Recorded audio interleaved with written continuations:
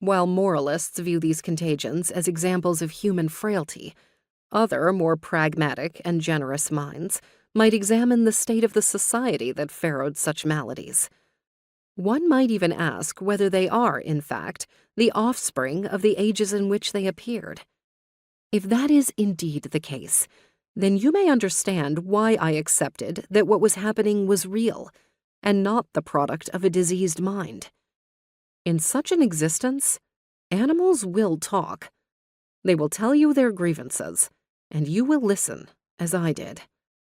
That is why I followed Muri to the bridge. The navigation room was still bathed in red light, as I'd left it the night before, but I saw at once that most of our communications panels were dark. The third mate was nowhere to be seen. I walked over to the windows. On the starboard side, sun rays dusted the horizon. Below us, the water was still bergy, freely navigable, but not entirely absent of glacier ice. I also observed it had begun to take on an oily appearance, a slushiness that consisted of needle-like spicules and amorphous ice. This, along with the obvious sign of the rising sun on our right, indicated that we were heading back north, and perhaps had been for some time.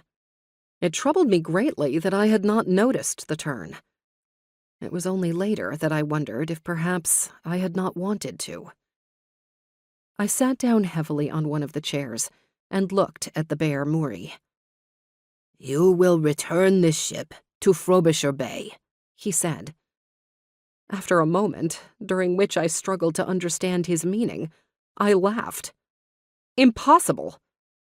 "Captain, you will forgive me if I point out that you don't seem to have a firm grasp on what is either possible or impossible."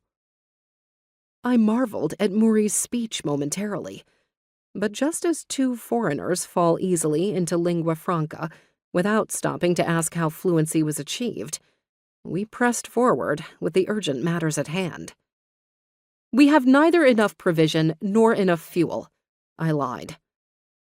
"The ship was set on a course for Antarctica. The itinerary noted no refueling stops." "Well, the ship's deviation has certainly been noted by the Coast Guard." Muri seemed at this moment almost to smile. "Your bluff fails.